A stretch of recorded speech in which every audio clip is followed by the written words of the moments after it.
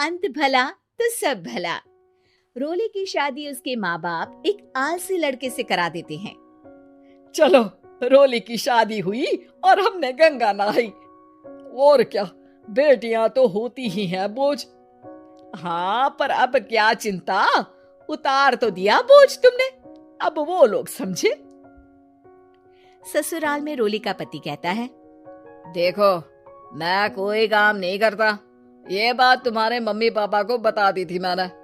अब जो किराया आता है दुकान का, उसी से घर का गुजारा करना है। कभी भूल से भी कोशिश ना करना किसी चीज की डिमांड की। क्या मम्मी पापा को पता था कि आप कोई काम नहीं करते? और क्या, बड़ा अच्छे से पता था। उन लोगों को तो तुम बोझ लगती थी, बोल रहे थे कि बस शादी कर लो और कोई मतलब नहीं है। रोली को ये सुनकर बहुत गुस्सा आता है, लेकिन करती भी तो क्या, क्योंकि वो जानती थी कि उसके माता पिता ऐसे ही हैं। जैसे तैसे रोली दिन काट रही थी। रोली को एक प्यारी सी बेटी होती है। धीरे धीरे वो बड़ी होती है और उसके साथ उसकी जरूरतें भी बढ़ती जाती हैं। सुनिए जी, अब तो सिमी बड़ी हो रही है, उसका स्कूल में दाखिला कराना है। मैंने अब तक तो जैसे तैसे समय काट लिया, लेकिन मैं बच्ची की परवरिश में कोई कमी नहीं रखूंगी। अरे क्या है यार, अब तो लगता है कोई ना कोई काम ढूंढना ही पड़ेगा। अब पति रोज काम की तलाश में जाता और बिना किसी काम के वापस आ जाता। रोली समझ जाती है कि पति के अंदर अब काम करने की क्षमता नहीं है। वो बेटी को उच्च शिक्षा देने के लिए कुछ करना चाहती थी, लेकिन करती तो क्या करती। एक दिन रोली की सहेली कहती है, रोली, मेरी कोई औलाद नहीं है। अगर तू मेरी औलाद को जन्म दे तो मैं तुझे तेरे मुंह मांगे पैसे दूंगी। अरे, तेरी औलाद को मैं कैसे जन्म दे सकती हूँ? सरोगेसी से। बच्चा मेरा और वैभव का ही होगा, लेकिन कोख तेरी होगी। ये संभव है रोली। रोली कुछ सोचकर कहती है, मुझे मंजूर है, लेकिन मैं इसका 2 लाख रुपया लूंगी। अरे कोई बात नहीं, मुझे मंजूर है। रोली खुश हो जाती है कि एक बच्चा पैदा करने का उसे 2 लाख रुपया मिलेगा। वो घर आकर पति को बताती है, वो भी खुश हो जाता है। अब क्या था, डॉक्टर के पास जाकर सहेली का बच्चा रोली की कोख में पलने लगता है। मुझे 20,000 चाहिए मेरी बेटी के एडमिशन के लिए। हाँ हाँ ठीक है, मैं उसके एडमिशन से लेकर सारे खर्चे उसके अकाउंट में डाल रही हूँ। रोली की बेटी का एडमिशन हो जाता है। रोली को लगता है कि वो अब सब कुछ ठीक कर देगी। दिन और महीने आगे बढ़ते हैं। अब एक दिन, एक बात कहूँ जी, काश इस बच्चे को मैं रख पाती। मैं अब इससे काफी जुड़ गई हूँ। अरे यार, पता नहीं किसका बच्चा है, अपने पास है ना अपनी मुन्नी। हाँ, लेकिन अब मैं भी इस बच्चे से जुड़ाव फील करने लगी हूँ, लेकिन मैं ये जानती हूँ कि ये मेरा बच्चा नहीं है। दोनों की जिंदगी ठीक चल रही थी, लेकिन कहते ना कि सुख का पल ज्यादा लंबा नहीं होता। एक दिन रोली की सहेली का फोन आता है।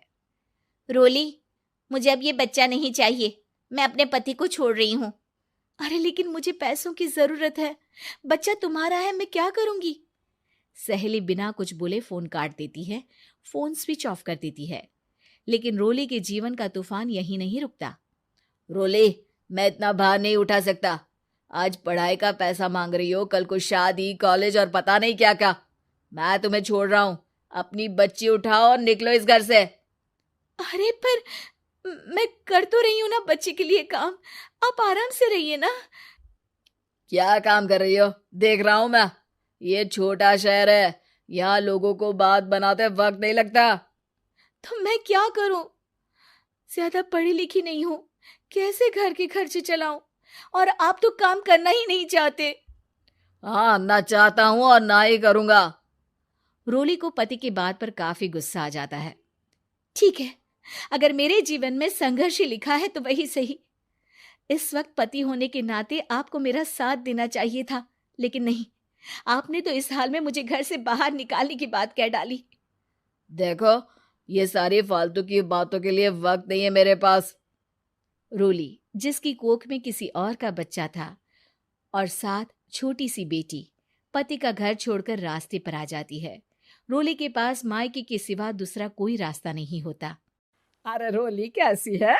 कितने दिनों के लिए आई है? हमेशा के लिए माँ। वो माँ को सारी बात बता देती है। ओए लड़की, इतनी हिम्मत का काम कर लिया। अरे ना ना, यहाँ कोई जगह नहीं है। तुम तो अपना बोरिया बिस्तर उठाओ और निकलो यहाँ से।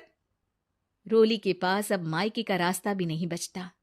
वो चुपचाप बच्ची को लेकर जा रही थी कि उसे दर्द होता है और वो डॉक्टर के पास चली जाती है और फिर वहां वो एक प्यारे से बेटे को जन्म देती है।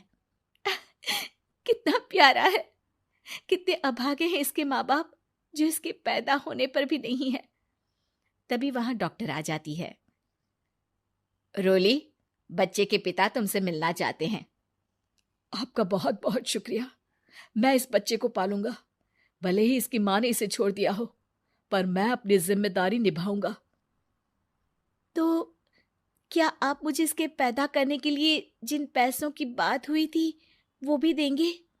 हाँ, और साथ ही आप चाहें तो मेरे घर में रहकर मेरे बच्चे की देखभाल भी कर सकती हैं।